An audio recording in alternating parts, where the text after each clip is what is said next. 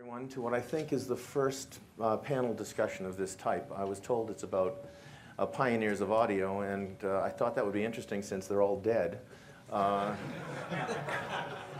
Except for Sidney Harmon and Ed Vilcher. Sorry? Sidney's dead? Whoops. So except for Ed Vilcher. So what I think we have here would be kindly referred to as second gen, or pioneers 0.01. Or waiting to die. Well, waiting to die, yes.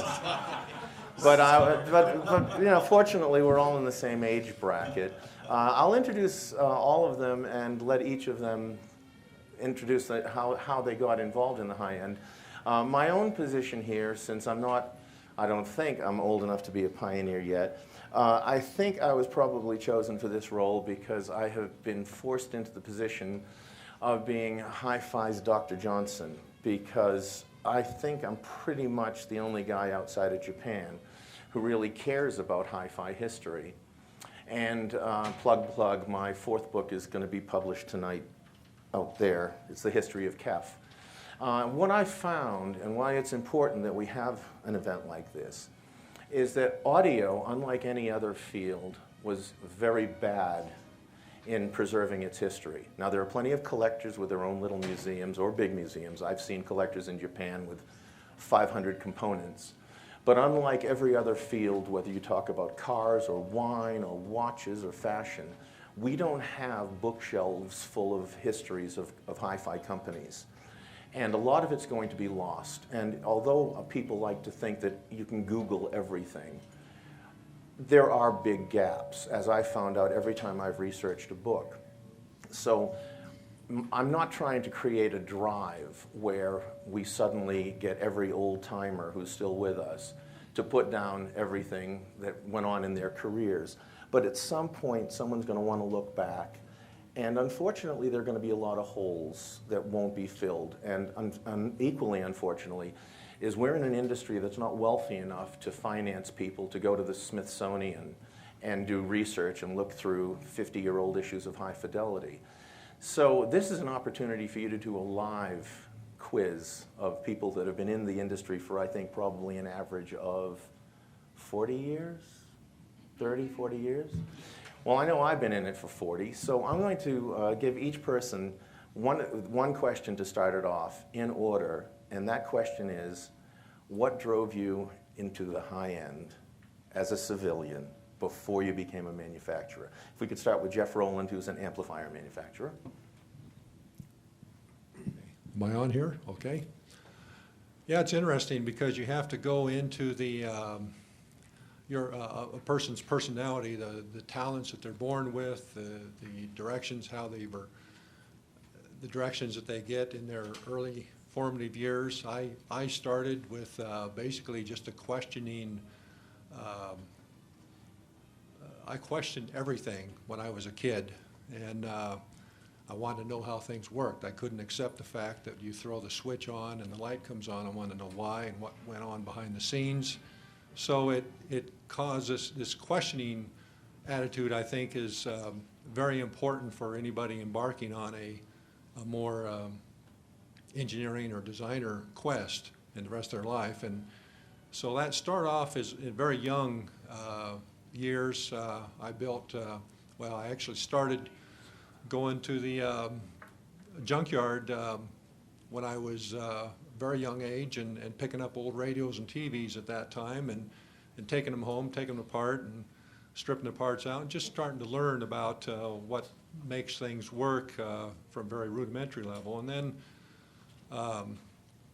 that developed later on throughout high school, and I was fortunate when I was going to high school the last year, we had what they called a work study program. That was in 1968, 1969, and you could go to your last year in high school. The general classes in the morning, and then you could go find a job. After that, I worked at Ampex Corporation in the afternoons. That was in 68, 69. I learned a lot of skills then, and then I found out I really liked that. I went on to a trade school, DeVry Institute of Technology, after that, and actually got a real education. and built my first amplifier when I was about 1969, 1970, and came back, worked for Ampex for quite a few years, and then started to want to develop that on my own, which led into, first building amplifiers, one of a kind, and then building more, and then I didn't actually sell my first amplifier until about 1978 or so, and then that's when I say, well, that's when the business started, is when you're no longer collecting a paycheck and you have to sell your work, your creative work, and then everything went on from there. Went to the first CES show in 1984, showed our first amplifiers, commercial amplifiers at that point, and of course didn't know anything about marketing at that time, only knew how to build an amplifier, and my principal then, somebody asked me, he said, what's your marketing plan? Because I already picked up some international distributors, and at that time I said, well, I don't know, just build the best amplifier I know how and see what happens, and then the rest is history. So that led to development of a real company, and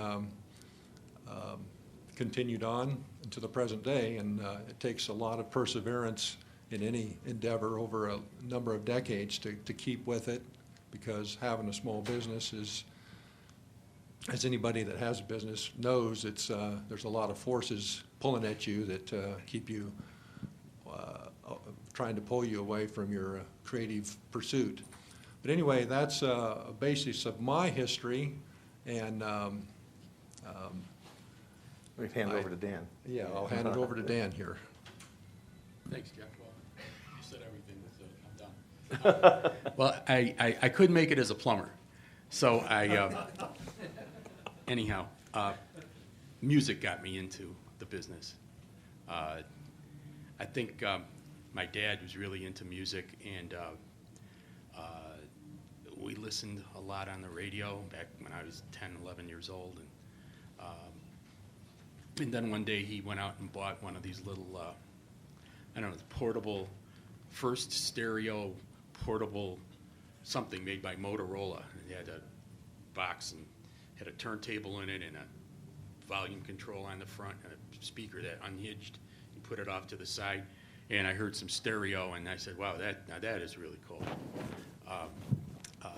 I think that I was probably 11 or 12 years old, and I was really enamored. I couldn't believe it, that it did what it did. And in those days, all the records had trains. The train had to go from the left to the right, go through the middle, and all the singers, started off, and they would go back, and then they'd go back, and then they go, that ping pong audio that was stereo, because they didn't realize that anybody who really listened to music really wanted it to stay in the middle, but they had to show you how stereo worked.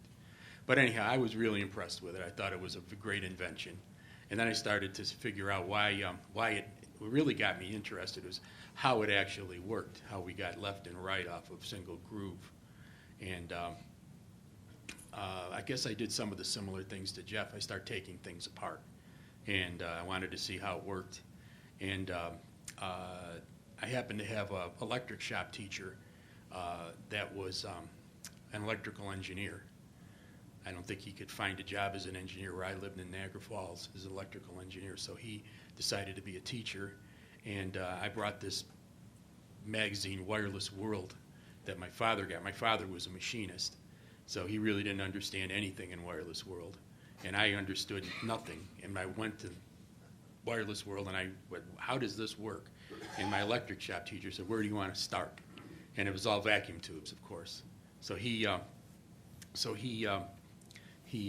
started teaching me all about vacuum tubes and how to bias them and what little formulas he showed me that worked. And I obviously I had one electrical class when I was in 7th grade with him, but he stayed in the school, and I kept in contact with him and went after school and talked with him and went to his house, and he taught me a whole lot of stuff about stuff. And I built a Williamson tube amplifier, push-pull tube amplifier from Wireless World when I was about 15. And it was pretty cool. I mean, it was better than the Dynaco my dad had at the time, and it sounded better, but it looked pretty ugly. all the parts came from, I don't know if you guys remember Olson Radio? Yes. Yeah, I got all the parts from Olson, the old banged up transformers and caps, and of course everywhere, every place sold tubes, you know, the drugstore, and you buy tubes anywhere. So that was kind of fun, and I got really interested in that. And I got drafted when I was 18 because actually, I got drafted when I was 19. I was in college, and I was in electrical engineering, University of Buffalo, and during the Vietnam era. But I've been like a car nut my whole life, and I was a big Ferrari fan. So I used to go to all the Ferrari races, and you remember North American racing team, the Ferrari NART, and I used to go there, and so I kept on talking to these guys ever since I was 16 and able to go there, and I used to call them, give them my phone number. I said, if you need anybody to do anything, you know, change tires, sweep the floor, I'll go to any place you guys go to, and I'll do all the dog work. Just let me hang around with you. You know, so the guy took my card, and, you know, so I'm in college. I get through the first semester. It's January. The guy calls me up. I mean, I've been seeing this guy for like 3 years. I talk to him, I call him on the phone, see if there's any openings, and there never is, of course. He calls me in January. He said, look, I need somebody right away. He's in Florida. I said, great. So I go to school. I said, I need a sabbatical till September. I'll be back. And I need a break here. You know, I had one semester of school, and I really need to take a break here until I'll start again in September.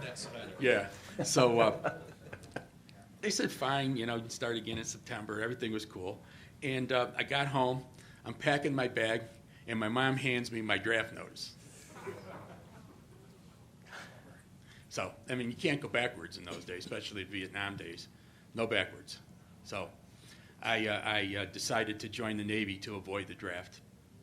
And I went through a bunch of Navy schools because they saw that I had 6 months of college math and engineering courses, which was very little in 6 months. But again, everything was vacuum tubes in those days. But they put me through a bunch of Navy schools, and I wound up getting on submarines. And it was interesting because when you go through Navy schools, they count it as sea time. So when I got on the submarine, I wrote it for about a year, and I was in cryptography, and so I had kind of a sequestered life on a submarine. But when I got off the submarine, which I only had 1 year, stay 1 year at sea, they sent me to Treasure Island to finish my rest of my duty out, which was another year and a half. And when I got there, they didn't have anything for me to do in Treasure Island except watch the guys who were getting dishonorable discharges. So there were about 80 of them, and I had to pick them up with a bus and drive them around and drop them off in different parts of Treasure Island so they could sweep the grounds, and then pick them up at night. And I did that for about 2 months, and I went to the captain of the base. I said, I can't do this. I said, you know, these guys, you know, there's nothing you can say to them that, you know, that's going to be worse than they get them to work, worse than them going to Leavenworth for 10 years.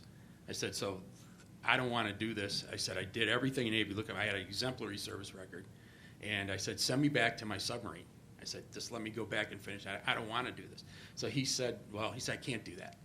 He said, you know, I can't do that. He said, but what do you want to do? Are you going to stay in the Navy? I said, no. So what do you want to do? I want to go to college. He said, well, there's project transition. He said, go find a school. If they accept you, I'll let you out, and the Navy will pay for it. So I knew that Berkeley was taking students. Anybody in the service, they would just take you. So I went there, and they accepted me. And I got an engineering degree from there. The Navy paid for it. So when I left there, I was still crazy about audio, and this was probably mid-'70s now, late 70s, not late, early 70s, and I went back to my hometown, and there was nothing for me to do there. And I was wandering around and ran into this crazy character that had an audio store called Transcendental Audio in Buffalo, New York. And he and I struck up a friendship, and we became partners. And I started looking at all this crazy stuff. I mean, we got the second phase linear 700 amplifier. We had all those crazy stuff, the Ampzillas and all those crazy things that came through. And I would look inside them, and I'd go, wow, who did this? You know, why did they do this? You know, and I looked at some of the products, and some of them were really well done. I mean, I have to say some of them were very, very, very well done. And some of them were saying, why would anybody think that this would really work?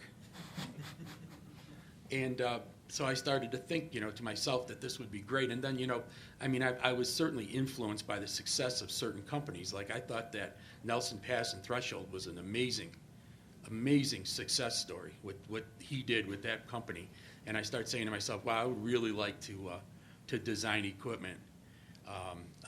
And I started doing that. I mean, basically fixing a lot of stuff, and I'm not going to name the names, but a lot of the products that came in the store, I would take apart, re-engineer the insides of them, send the schematic to the guy who made them, and say, what do you think about this? And he would call me back and say, wow, that's great. You know, and I said, you know, this is crazy. I need to do something myself. And so I sold my interest back to my partner. And in 1979, you know, there was a terrible year for audio. I mean, a bunch of companies went out of business. A lot of them went out of business.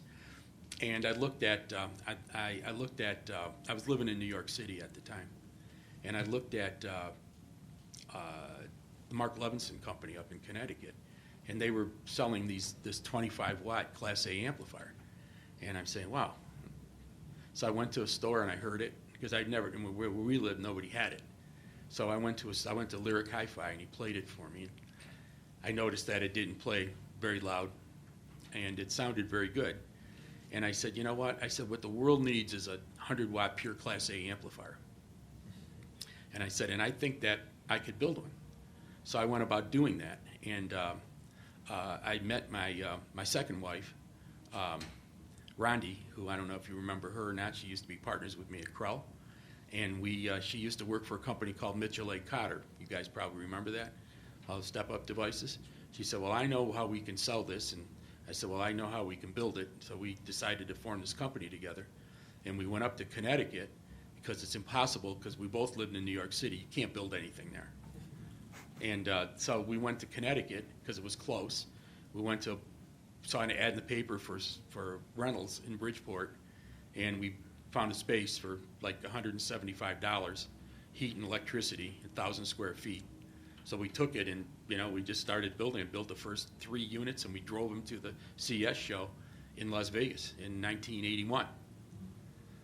And that's basically how I really got engrossed in this industry in a huge way. Ray, you came in a bit late. The question is, to start everyone off, how did you get involved in the high end? Okay. Your turn. Thanks, Dan. This one's warmed up. This one's warmed up. And you did such a good job, it must be the microphone. Well, my grandfather worked for Union Pacific Railroad as a main lineman, and my father wanted to be an electronic repairman, and so he went to the Coyne Electric School in Chicago, I think mostly to get out of the house. He had some little sisters that were terrors and still pretty much are. And so when he came back, and then I was born in 1950, and my earliest part of this was I remembered that Dad always used to have stuff that he would let me help him fix, which meant there was stuff that didn't work and it just could be taken apart farther. So I built my first crystal radio set when I was in first grade, and helped Dad string the wires up alongside the house, and spent lots of hours listening to the local radio stations on that little crystal radio set. And then I swiped Dad's headphones, his military surplus headphones, because I just had the little one that went in, and decided I could make that work. And so what I had done is my mom was a little bit of a handicraft person, and so she had this wire used to string beads with. And so I took adhesive tape, like first aid tape out of the medicine cabinet, and took some of this wire from my mom and made insulated wire and wound it around the jacks and hooked it up, and it worked. And I remember Dad saying something along the lines of, well, you know, now technically that shouldn't work, but I didn't know any better, and so So that's what I did. And so then I always wanted to be wiring something or tinkering with something. And Dad at that point was working for Sears as a serviceman, and there were all kinds of carcass chassis that showed up, and he let me take them apart mechanically and electrically and cut them apart and hammer them apart. And so I learned how to unwind capacitors and the difference between carbon composition resistors and foil capacitors, and I remember unwinding maybe dozens of yokes very, very carefully to get the wire so that I could use the wire to do other things with it. And that, if anybody's ever unwound a picture tube yoke, that's a lot of trouble, and sometimes it doesn't work very well either. And so and then Grandpa would occasionally have these huge transformers and other things that came off the locomotives that would show up weighing hundreds of pounds, and so I would happily spend days at a time just taking apart some mystery box to see how it worked. And about that time, I was tapped to be kind of like an audio-visual. By this time, I remember that I always wanted to help do the audio-visual stuff in grade school and in junior high. And in junior high, was rigged up an intercom set for the stage crew using batteries and carbon transmitters, and so essentially telephone stuff that would just work on a little stack of DC batteries. And then in the middle of my 10th grade year of high school, something amazing happened. We moved from Price, Utah, which is a little bit of a backwater coal town, a little bit of a hardscrabble town, and we moved to Ogden, Utah. Dad had been transferred up there with Sears. And lo and behold, they had an electronics program at the high school, which was unknown in Carbon High School. So I went in and I wanted to start the middle of the year, and the teacher said no. And I went back to Dad and said, Dad, we got to do something about this. And so we went back to the school, me and my dad, and got me in the class. And before that year was over, I was lab assistant, and stayed that way for the rest of my high school career. Between auto mechanics, wood class, and electronics, ate up probably 3/4 of my day as a junior and senior in high school. And the only reason that I graduated at all was because I was fixing the car stereos and other stuff for the teachers that I was really sucked at, and so I got some passing grades out of it. Oh my God, did I hate English? Oh dear Lord. She had a really nice stereo. Yeah, but yes, and this was back when car stereos actually, they were tubed and they had the vibrators in them, and because that was the only way they generated AC, and I remember that a couple of the higher end cars actually had little motor generator sets that were passed down from the military things, where you'd have a little motor on one end of it and a little generator on the other end of it, and they were actually plug-in. They failed so often. But Mr. Ashcraft, that was amazing, because as lab assistant I could order parts. So we ordered tape, and there was a really rich surplus market in Utah at the time. And the schools could get pretty much anything they wanted for, I believe, 6 or 7 cents a pound. You'd just go down to, you'd go down to state surplus, and they would have these just warehouses full of all this military surplus.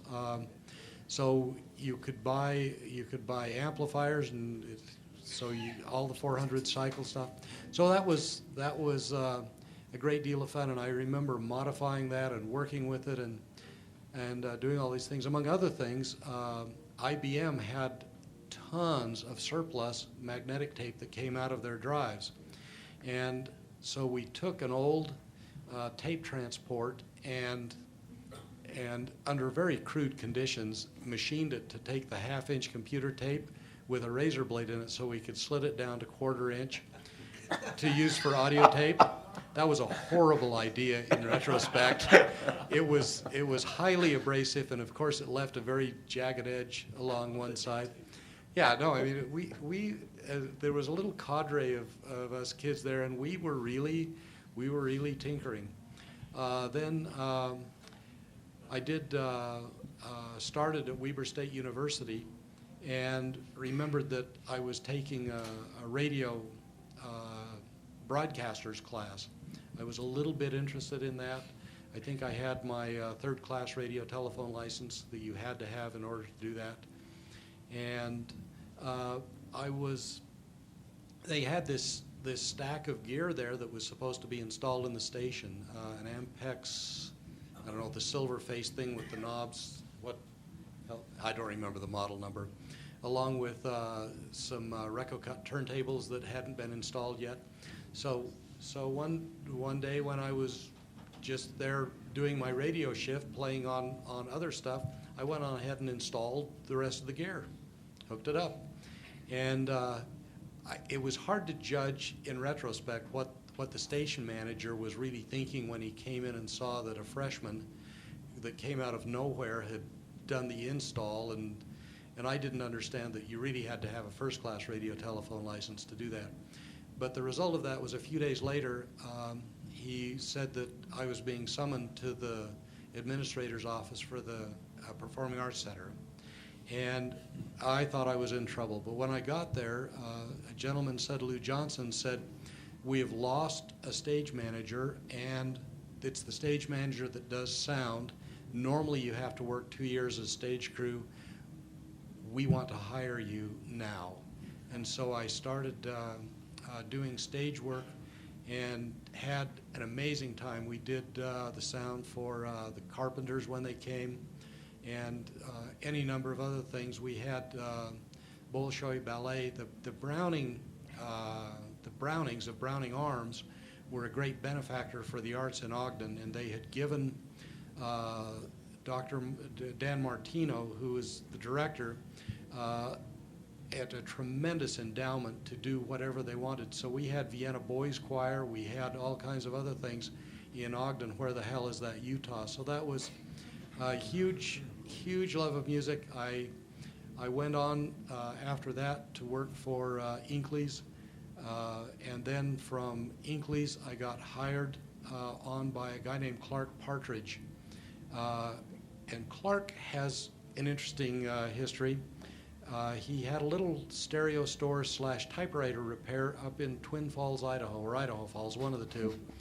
And he was a pilot, and somehow along the line, he became acquainted with a guy because he and his brother grew up across the street from Tom Stockham.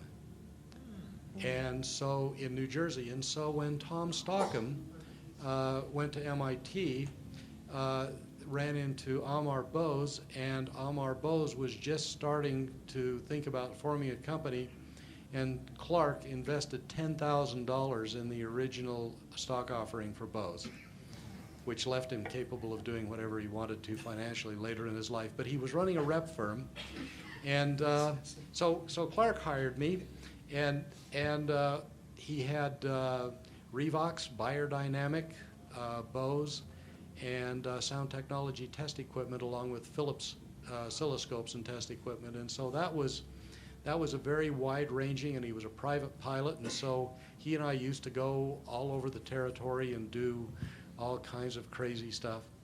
Then I went to work from there. The sound technology test equipment put me in touch with a company that I didn't know existed in Ogden, Utah, called Spectrasonics. Anyone here ever hear of that? Yeah, they built the recording electronics for such unknowns as Frank Sinatra, Aretha Franklin. I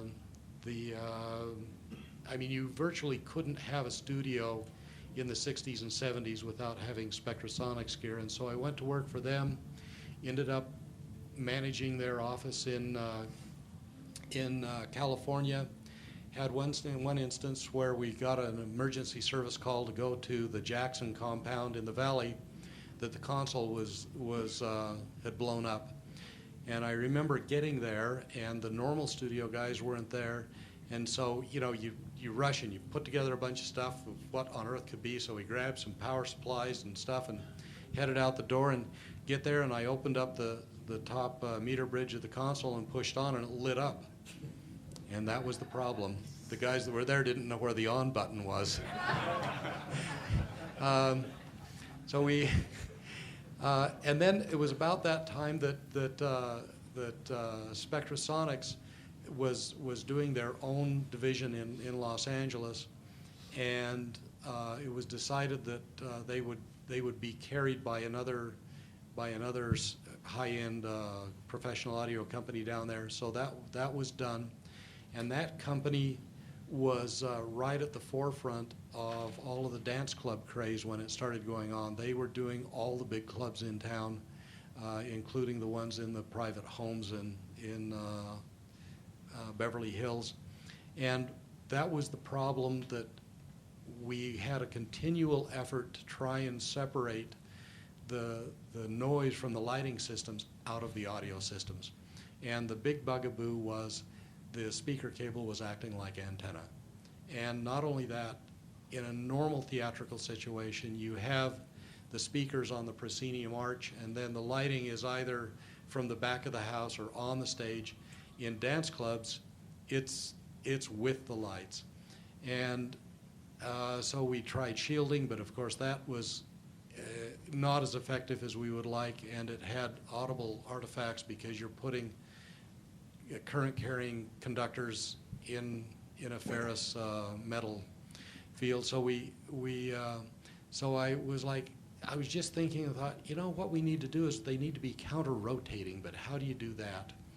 And then boondoggling, the little arts and crafts from scouting, and I'm an Eagle Scout, and so I hand braided the counter-rotating braids for 10 feet, and I actually expected the noise to go down. What I wasn't expecting was that it was going to sound so much different and better. So that was kind of the start, and then so we made the first wire in 1975 or 76 and incorporated in 79, and I gave up my other day jobs in about 80 or 81, and here we are today. Okay, thanks. And if we can speak to Bob, briefly this one. Oh, sorry. My bad. It's remarkable to me how much we all have in common here. I also remember pulling apart old TVs out of the junkyard, getting the old capacitors and resistors out. I started this at least back in the 60s, not realizing at the time, being too naive, that most of the electrolytics were probably way too dried out at the time. I also discovered that a very good source of enameled wire for me was the field coils in automobile generators. So I took those apart and wound my crossover coils. But I started when it was still mono. I remember when I got my first stereo cartridge. My first amplifier was a Gramez 10-watt amplifier kit, and used a pair of 6V6s. Kits were a wonderful thing back then. It's really unfortunate that that's no longer really a major part of the landscape. I can't remember how many different ICO kits I built and got stuff from Olson. And I was just fascinated with this stuff. The second amplifier that I built, though, was one of my own design. In fact, it uses output transformers that I actually did get from Olson Radio, and it was a stereo amplifier with two pairs of 6V6s. And during my high school years, I probably built 3 or 4, maybe 5 other vacuum tube amplifiers, always bigger and better, pushing them hard. Probably one of the reasons I'm here today is that I didn't electrocute myself on the 450 volts or so. I remember the last big amplifier I built ultimately went down in flames. It had 6550s in the output stage. I was, of course, over voltaging them. I think I had about 550 volts on the plates from a good old output transformer that I got out of a television set, of course. And I used to run them hot so that they would, what we called blush. The plates would just be a very, very slight tinge of pink. And, but you know, I was too naive to think about things like reliability back then. And ultimately, one of the 6550s, I think the screen grid melted or collapsed into the control grid, and the rest is history, you know. I think it actually deformed the glass, it got so hot. But I was fascinated with stereo, too. I do remember the first stereo cartridge I got. I also was fascinated with FM stereo when it came out. My first tuner was actually the legendary ICO HFT90 kit, which was mono, and it had an extra phono jack on the output that was put there in anticipation of FM stereo. Basically, it was the unfiltered output of the discriminator or the ratio detector that it used at the time. And then a couple of years later, I remember actually being able to buy a kit of the FM multiplex demodulator. And boy, oh boy, that was just fabulous. This thing even had a control on it where you could optimize the separation, because you had to get the L minus R matrix just right with the L plus R to get the L and the R. And so a lot of wonderful things happened back then, and it was just a matter of fascination. You know, it was always fascinated me that you could put the power on one of these power amplifiers, and most of the time it would work. It would sound pretty darn good. And of course, I built my own speakers, took many trips to Canal Street. There was just so many wonderful sources of parts and stuff back then. I think when I was in 9th grade, I actually built, as a science fair project, an FM stereo modulator, transmitter. And it actually worked. And it had pretty good separation. It was all tubes. And, so tinkering, you know, I probably spent too much time in the basement, maybe not enough time with the girls. Made up for that in college, but when I graduated from college, I was, first of all, I was fortunate enough to get a job with Bell Laboratories. So I had access to really great technology, good transistors, good test equipment. In fact, the one thing I should stop and say here is that I am one of the guys here that I am not a manufacturer. I'm never manufactured any audio equipment, and my hat goes off to all of the audio manufacturing guys that have the guts to give up their day job and do this. And I've always thought that was a wonderful thing. So in a lot of ways, I've led a pretty easy life compared to these other guys, and I really appreciate that they're leading the way on that. Thanks, Bob. We're going to throw it out to some questions now. You bet. Because the clock's running, and we're sure that all of you have questions to ask. What we'd like to do is, I would like you to ask questions that are more of an historical nature, picking these guys' memories, rather than, please don't ask what amplifier you should match to your speakers, because there are 200 rooms that'll do that for you. Right. If you want to ask a specific individual, fine. We don't have a mic to hand around, so I'm hoping that the acoustics in the room are loud enough so that everyone will hear your question. Any questions out there? Please? You must have been inspired by these stories that must have rung true for a lot of you, because I think, yes, sir. You gentlemen all share a history of taking apart old TVs and scrapping things and looking at parts. What are kids today supposed to do with things like this? And how can they learn anything by taking one of these things apart? Who wants to start with this one? Dan?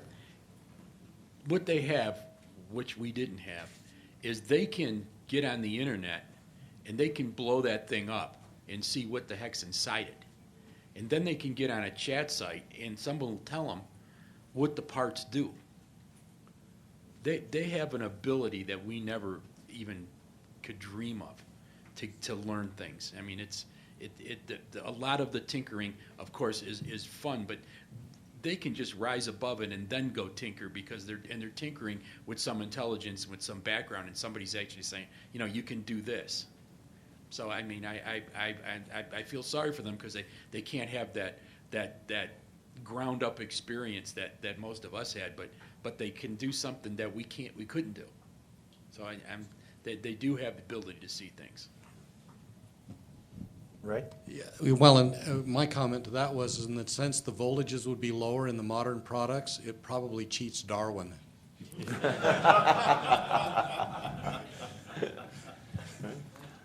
Another question? Oh, yeah. Maybe not a question about history, but you people have been instrumental in, let's say, the heydays of high-end, the 70s, the 80s, the 90s. What's coming the next 2 decades? What's the direction of high-end in the next decade? Jeff? You have an answer? Well, perhaps that's related to the first question. We've moved from it's a new paradigm shift. We've moved from physicality to, information age, and now we're into, things are done in software in a one dimension in the software. So it's, I think that we're seeing a huge change there in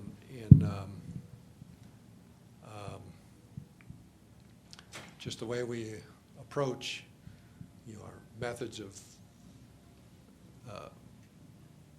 how we store our memory of music memory, how we store it, how we play it back. It's really exciting because we're really witnessing a huge paradigm shift in the way things are done and the way. I don't think we can ever return back to the physicality of where the way we grew up and the world that we lived in. It's a completely different world. In a way, this reflects on what's happening to the entire high-end field. I have a son who's 21. When it comes to access to hi-fi equipment, he's spoiled rotten. He has never listened to music, and he listens 24/7. He has never listened to it on anything other than his computer. Now, he didn't have my first Sony when he was 3. He had my first Krell. And I thought that I would be able to corrupt him for the rest of his life and make him an audiophile. What he didn't have and what the iPod generation doesn't have applies to absolutely every other pursuit, whether you collected comic books or baseball cards or records. And I don't want to go bang on about the good old days, because that just gives my age away, and it's inevitable that you're going to say the good old days. But we are at a situation where, because everything is available with a click of a mouse, there's no sense of earning the acquisition. For example, when I moved to the UK in '72, I didn't want to give up certain American things that were not readily distributed in the UK the way they are now. So if I wanted to buy the latest science fiction paperbacks that weren't published in the UK, I had to go from Canterbury to London, go to a specialist import store, and hope that I found it. Flipping that over, I know that guys that wanted to get Wireless World, for example, if they didn't live in New York, if you lived in Portland, Maine, you didn't have a newsstand that carried Wireless World. Now, we're not masochists, but I have to say that what that bred into us is a willingness to go a bit further to get something. I saved for years to get my first hi-fi, and I grew up in Portland, Maine, so there were at least 4 hi-fi stores at the time. I felt that I'd earned it. I'm not saying that my son hasn't worked to earn things, but he doesn't have to go far to find things. As Dan pointed out, you want some parts, you just go online. Back in the day, you had to earn it. And I think that's been lost. As Jeff said, you can't turn the clock back. But because that element is missing, music has been treated nowadays as something that's disposable. And that is the problem, that is where we can't turn it back. The same thing, far more important to me, is the printed word. When someone talks to me about Kindle, I want to ram it down their throat. Because some guy, I've written books, and to see a book sold for 99 cents is an insult. But that's the modern world, and you got to get with the program. And it's just the way it is. So every single thing that we love, whatever our pursuits are, has been made so easy that it's lost its value. And that has affected our industry. Another question, please. Yes, sir. Thinking of the evolution of audio, going all the way over history from mono to stereo to high-end, where, in the opinion of the panel, became depth of stereo field something of importance that might have been a factor in the development of an amplifier or speakers? Where in time would you think that is? Explain your last part. You said depth of field, or what's happening next? What I mean with that is suppose that these are the speakers, right. Just other than hearing sound coming from the speakers, all of a sudden the opening up of the big sound stage. You know, where do you think that happened sort of to get a role in industry? Well, it came two places. One from the recording industry, because they started to understand that the left and the right speaker had to work together. And then again, when you start taking people like myself and like Jeff and a number of other designers who made amplifiers and preamplifiers, started to work as making their product disappear into the speakers. So all you heard was what's in the center, and you don't hear a speaker, or you don't hear the amplifier. It's just one sound. I think that's how it kind of morphed into that, because once you got a taste of what it could sound like, then you strive to make more of it. I'd like to. Oh, sorry. Oh, yeah. I'd just like to say that it's all of this technology was a ratcheting up between playback and recording. It's interesting that I think what this gentleman might also have been referring to is when it was the underground, what was used to be called the underground press, stereophile and the absolute sound, were the first people to talk about three-dimensionality in sound as opposed to stage width. I think, is that correct? Am I correct? Yeah, okay. I will never forget when I got my first stereo in the late 60s, this language did not exist, and I didn't read a lot of the magazines. I just knew I wanted a decent hi-fi. But I will never forget the first time I heard what I knew without knowing the language. You know, I was just a teenager with a few records. And I put on a Byrds album, The Ballad of Easy Rider, and I will never forget it. There was a track on it called Armstrong, Aldrin, and Collins. And it had a rocket recorded at Cape Canaveral. And you could actually hear it raise up. And it was one of the debates that's been raging forever. As a journalist, I get it all the time. There's no such thing as image height, you know, from a certain quarter. And the three-dimensionality, back then, as a kid, I knew that it was there. When it became part of the language, I think, would have to have been the mid-70s with the rise and the power and the articulation of the underground press. Now, every field you read something about, whether it's cars, which have road tests, or wine, which have point frames, every single one of them has a validity. With a car, you can measure 0 to 60. You can measure fuel consumption. I have seen blindfolded wine tasting, and these guys know what they're doing. It's not magic. We happen to have the unfortunate curse of being in a field that's virtually indescribable. The language of describing sound is so indefinite that the reviewers spend hours laboring over a single word. I mean, I still don't know what a chocolate mid-range is. And I've been trying for 38 years to figure it out. It's just, yeah, it melts, yeah. But the skill in trying to describe this stuff, whether you're the engineer explaining it to someone else in the manufacturing chain, the retailer trying to explain it to the customer who's sitting there for a demo, or if you have to put it in print where it's going to haunt you online for the rest of your life, we did choose to have a passion about something that is so amorphous and vague. I mean, one of the things I loved that appeared in trying to make this precise was Dave Wilson, when he was reviewing, before he went into manufacturing, he used to send to the Absolute Sound floor plans of his room so that he could describe the stage width.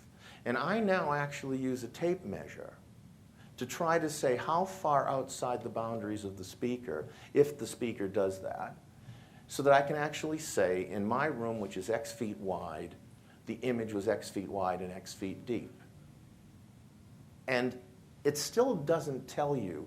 There is no way that if you read a review from your 5 favorite reviewers, that you will know what it sounds like. They can approximate it, but until you actually hear it. I suppose you could say the same about wine. If Robert Parker says that this year's Beaujolais is sublime and it tastes of tar, well, I don't want to taste tar, I want to taste grapes, but that's another story. What it all leads down to is that you have to find a retailer that's got this stuff set up, or you have to have friends with the equipment that will let you hear this stuff.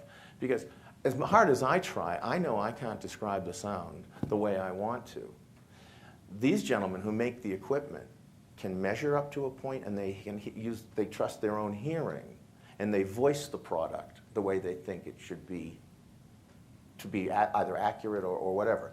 How you then perceive it is the next step. But back to your point, I think as much bad as that language did, because the pure scientists would rather just see everything measured, as much bad as it did in terms of the credibility of the high-end with chocolate mid-bands, it did also try to achieve something, which was to go beyond the old stereo review, X amount of distortion, that's all we're going to tell you, which actually did nothing. It's the same with cars. If you have 2 cars that both do 0 to 60 in 5.1 seconds, they're not the same car. And until you drive them, there's a lot of, well, Dan's had some experience with good cars. I've had experience on the tracks with good cars. And you can find a Ferrari and a Lamborghini that cost the same money, and they will do the same speed, and there's nothing else in common with them except for the fact that they're Italian. And it's this subjective stuff that keeps us going nuts in this industry. Another question, please. We've answered all the questions. The secret of the universe. Sir. Let's continue your comment about discovering high end. So to the panelists, when was it that you first heard high end, and what was the song? You could say it was a rocket going up. I mean, it was, you know. Bob, you want to start first? Just give us the moment, each of you, which... I would say the first time that I went to the Audio Engineering Society convention, I'm going to say the good old days, back when it was at the Waldorf Astoria in New York City, where they had it in a real hotel, and they had rooms kind of sort of like the demo rooms that we have here. Gosh, what a concept. That's when I first heard it. Right? My parents accidentally got shipped a stereo version of Swan Lake instead of the mono version in the record club. Excellent. Dan? I had a very, in those days, wealthy neighbor who I met by going to the record store down the street, who had a Klipsch corner horn and a Macintosh MC60, I guess it was, and a preamp, and he had one of those funny arms with the little red button on it that you push down. It was a GE cartridge that flipped up. He put it on record, and I heard that big Klipsch corner horn in mono, and it just blew me away. Jeff? Yeah, it's a very abstract question because, of course, I can say, well, in 1979, I heard some spatiality that made me feel like I was actually in the presence of that. But it keeps renewing as I keep uncovering more and more, I don't know what it is, articulation, resolution, or whatever. There seems to be a point, which I have it's been a revelation as of late, in that there's something that happens when you are listening, and it becomes, there's something that communicates that allows your mind to completely settle down, and your heart, your feeling starts opening up. And I notice that more and more, is that you can listen to the same song 100 times, but sometimes you hit that point, or in the resolution of the system increases, and it's like you're hearing it not for the first time in just its description, but the words are actually taking on the meaning. I think the way Ken described it very good. Our whole existence is based upon language. Language is what has made us. I mean, I'm actually doing a study now on language. It's very interesting. And this power of this language, when you hear that, the lyrics of that song, and they become so articulated or resolved in the mix, it's like your mind shuts off, and you really start to feel the import, the actual what that composer, that writer actually was trying to convey, as if for the first time. And that's something that I can say I'm still having epiphanies and revelations as to what high end, what it means, what its not only potential, but what it can convey to us in a very heartful manner, instead of just articulating one-dimensional. I mean, it's even more spatial. It's more than textural. It's more than articulation. It's something that communicates directly with your own personal experience, as it may. That pretty much sums up what high-end should do. And I'd just like to close on this note. As we all look around, this is still a pretty male-dominated, aging crowd. Let's be honest here. And it breaks my heart that music has never been more omnipresent and more successful, and yet the quality of the reproduction is not a part of it. Now, I'm still working on my son. I haven't given up hope yet. But I think it is our duty to try to get the younger generation, whether it's our own children or our grandchildren, to just take 10 minutes to listen to their favorite tracks on your sound systems. If they leave the room and they say, yeah, nice, but I'm not interested, fine. You can't force anyone to do anything. I mean, I don't even buy presents for my wife. I just give her money because she won't like what I buy her. I just know this.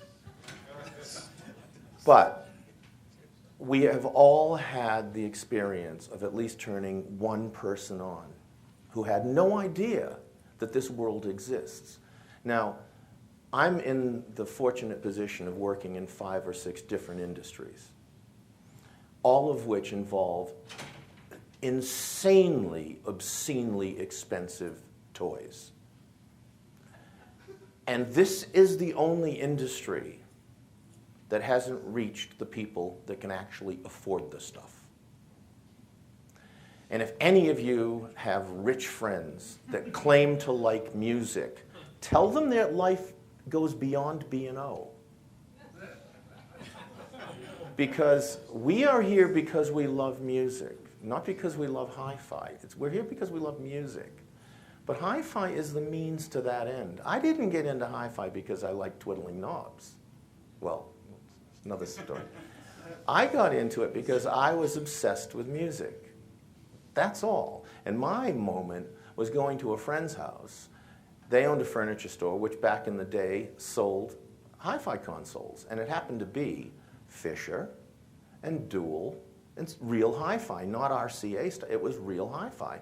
And they had a hell of a system in their home. And I went over there, we're 12, 13 years old when you started listening to music, and it sounded a hell of a lot better than my father's record player, because his thing was tape. He liked amateur tape recording and swapping Glenn Miller albums with people that couldn't afford the vinyl. But when I first heard stereo, I was hooked like that.